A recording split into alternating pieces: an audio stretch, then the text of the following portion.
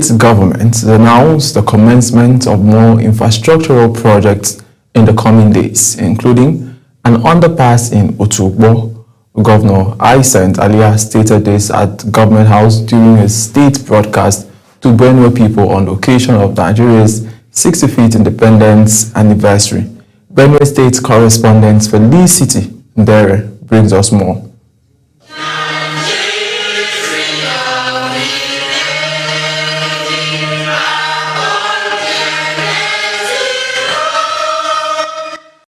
It is the 65th celebration of Nigerians' independence as a nation since 1960. In Benue State, Governor Hycinth Alia describes the day as both a celebration and a solemn moment of reflection, urging citizens to draw inspiration from the sacrifices of Nigerians' founding fathers and fallen heroes who defended the nation's sovereignty. The governor reaffirmed his administration's determination to sustain reforms, deepen infrastructural renewal, and expand economic opportunities for the people of Benue State as the nation clocks 65 years of independence. We know the journey is not over yet. Our future calls for more, and we are ready. We are advancing industrialization, driving digital transformation, empowering our youth and women, and ensuring that every community, no matter how remote, feels the touch of governance. As part of activities for the celebration, the governor hosted families of recently slain officers in the line of duty in Katsina Ala local government area. We have embarked on security reforms to guarantee peace and protect our communities and allow our people to live and farm without fear. Our uniformed men are making sacrifices. Huge success is being recorded. With courage, intelligence, and collaboration, we will restore peace to every inch of our land. With promises of fresh infrastructural drive and renewed hope for security and development, Governor Alia says his administration is committed to building a stronger and more prosperous Benue.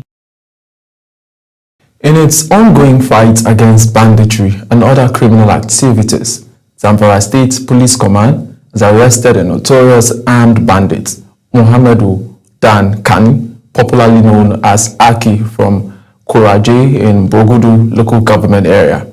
Mukhtar Kasim has details. The Commissioner of Police in the state, Ibrahim Mekaba, while briefing newsmen in Gusau, Zamfara State's capital, said 6 other suspected bandits were also apprehended, while 5 kidnapped victims were rescued during the recent operations across the state. According to Mekaba, the 57-year-old suspect was arrested for his alleged involvement in multiple abductions, including incidents along the Tsafe-Funtua Highway and Yendoto community. The same anti-kidnapping unit arrested Muhammadu Ankani, a 57-year-old man, popularly known as Aki, from Kuraji in Bungudu local government area. He was apprehended in Funtua, Katsina State, following a credible intelligence linking him to numerous kidnapping cases. The commissioner further disclosed that arms and ammunition were intercepted while being transported to bandit hideouts in Gurusu village. Recovery of 4 AK-47 rifles, 228 rounds of live ammunition, and 4 magazines along Gumi Sokoto route.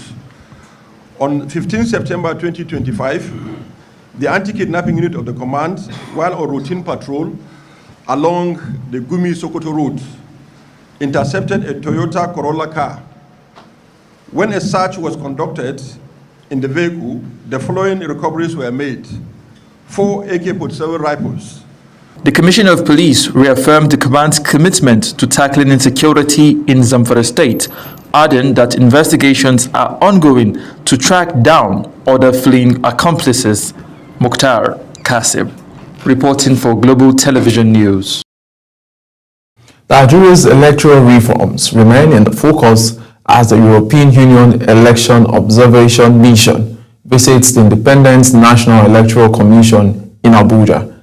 At the meeting, the Commission's chairman, Professor Mahmood Yakubu, assured that work is underway with the National Assembly to strengthen the country's electoral laws. National Assembly correspondent Topsy Gimba brings us details. For nearly a decade, the European Union has been a steady partner in monitoring Nigeria's elections and recommending reforms to deepen democracy. Once again, its election observation mission delegation met with INEC chairman Professor Mahmood Yakubu in Abuja to review progress made on past recommendations. Professor Yakubu revealed that of the 15 recommendations earlier presented by the EU team, 8 directly concern INEC. He explained that one has already been implemented while discussions with the National Assembly are ongoing to amend electoral laws in line with international standards. The INEC boss assured the chief observer, Perry Andrews, that the Commission is committed to reform that will guarantee credible polls in the future. This is the third time that the present Commission is receiving such a mission. I recall that in 2017, we received Mr. Santiago Fisas, who led the EU Election Observation Mission to Nigeria's 2015 general election. Similarly, in 2022, we hosted Maria Arena, who led the EU Election Observation Mission to Nigeria in 2019. Today, we are glad to receive Mr. Barry Andrews, who led the EU mission to the 2023 general election.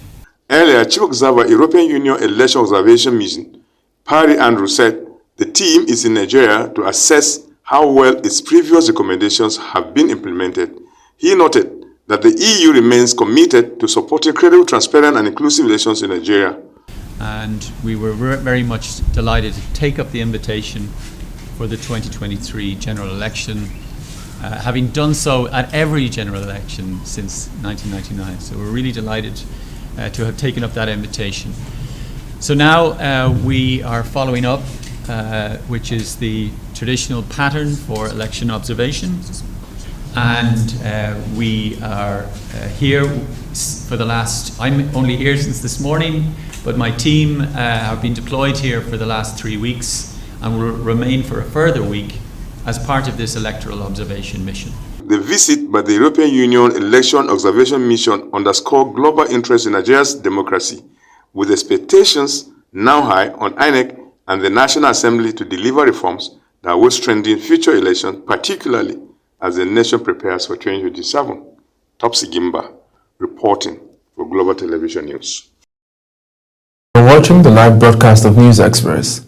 When News Express returns, Manchester synagogue attack suspects named as Police Mex 3 arrest. Details coming shortly, plus foreign sports stories on the other side of this break. Please stay with us.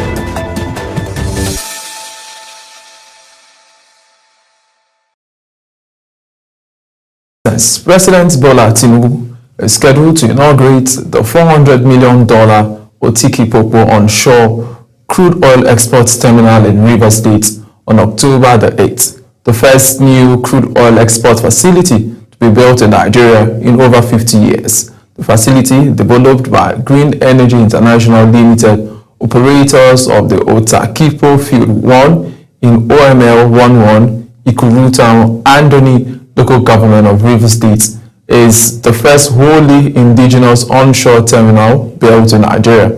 The last of such facilities was the Focados terminal, which was commissioned in 1971. The inauguration is expected to attract top government officials, including the Minister of State for Petroleum, Senator Ainka Lokwe-Opiri, Rivers State Governor Siminalayi Fubara, and key stakeholders across the oil and gas sector. Nigeria has emphasized the need to accelerate the integration of the West African capital markets in order to unlock immense capital needed to develop the region. Director General, Securities and Exchange Commission Emomotimi Agama said West Africa faces urgent developmental challenges ranging from infrastructural deficits and climate adaptation to digital transformation and job creation. Agama stated that West African countries need to accelerate the integration of their capital markets as a platform to mobilize the scale of investment needed to drive the region's development.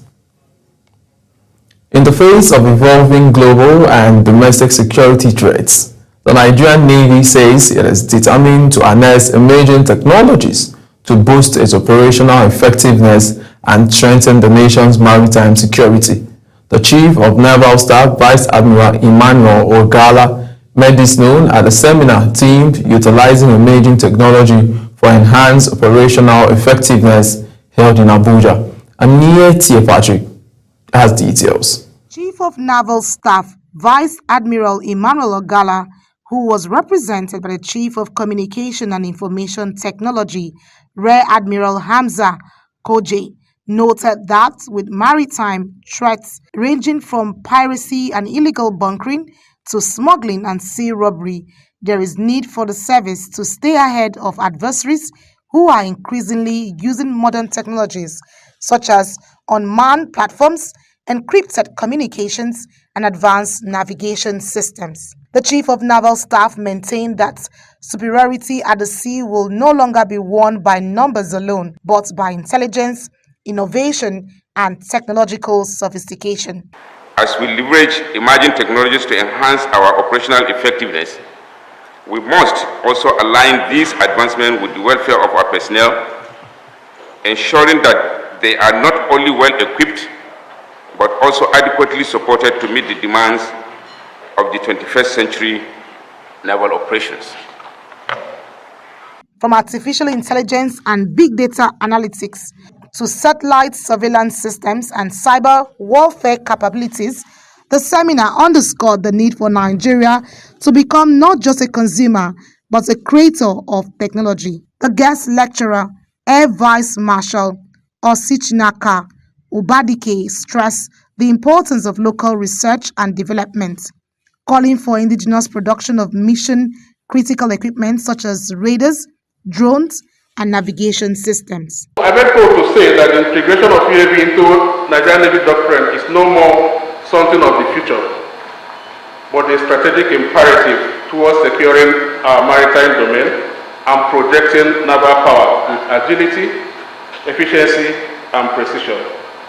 As the Nigerian Navy charts its course towards a more technologically empowered future, stakeholders say the seminar must go beyond discussions, serving as a compass for innovation, self-reliance, and enhanced maritime dominance. Aniye Patrick, reporting for Global TV. Foreign scene, British police authorities have identified the suspects in connection with the recent attack on the Manchester synagogue. Police have also made 3 arrests as investigations continue into the incident. Edikan Michael now reports. The attack has shocked the cities, prompting swift action from law enforcement to ensure public safety. Authorities are currently examining all potential motives and evidence related to the incident. Prime Minister Keir Starmer has responded to the event, emphasizing that Britain must stand united against the rising wave of religious violence. In his broadcast, the Prime Minister reaffirmed the government's commitment to combating hate crimes and protecting minority communities across the country. Police confirmed that the terrorists killed 2 men outside a synagogue on the holiest day of the Jewish calendar, who is believed to be a British citizen of Syrian descent.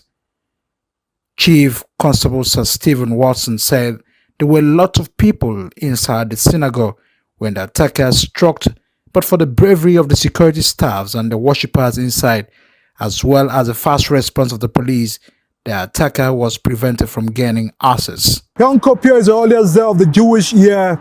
It is a solemn day of observance and atonement and marks the peak of the high holidays.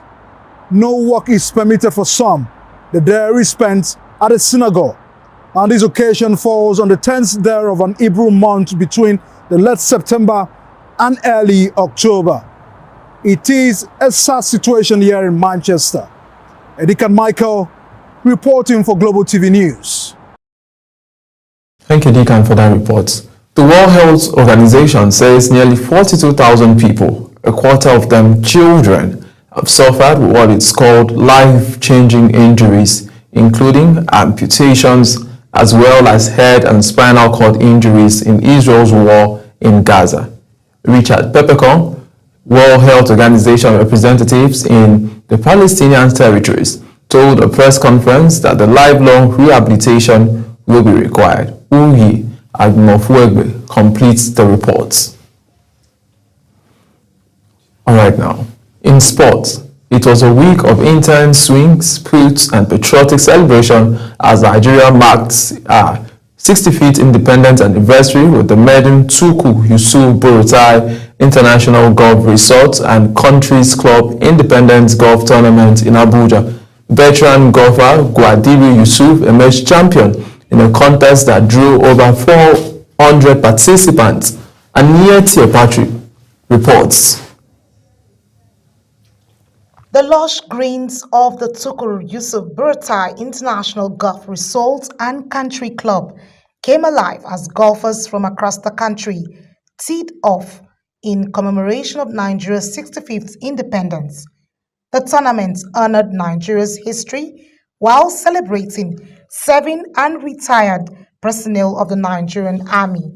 At the end of a grueling 5-hour final round, veteran golfer Quadri Yusuf emerged overall champion with a net score of 67, playing trees, retired generals and members of the diplomatic corps. Anietie Patrick reporting for Global TV. As we end Global TV News Express, there's a recap of our top stories. The Federal High Court sitting in Warri has ordered the Nigerian Police Force and the Inspector General of Police to maintain the status quo in the ongoing legal dispute over the enforcement of tinted glass permit policy. In business, President Bola Tinubu is scheduled to inaugurate the $400 million Otakipo onshore crude oil exports terminal in Rivers State on October the 8th, the first new crude oil exporting facility to be built in Nigeria in over 50 years. And on the foreign scene, British police authorities have identified a suspect in connection with the recent attack on the Manchester synagogue. In sports, Nigeria has once again stamped its authority on the global sporting stage. Lagos came alive as world-class boxing and entertainment converged at the Mobolaji Johnson Arena for the historic chaos in the ring fight night. And that's it on Global TV News Express. A quick reminder, Global Television is on DSTV channels 365 and StarTimes channels 276. Kindly follow us across all social media platforms now showing on your screen using Global TV NG. I am Ubong Usoro. Bye for now.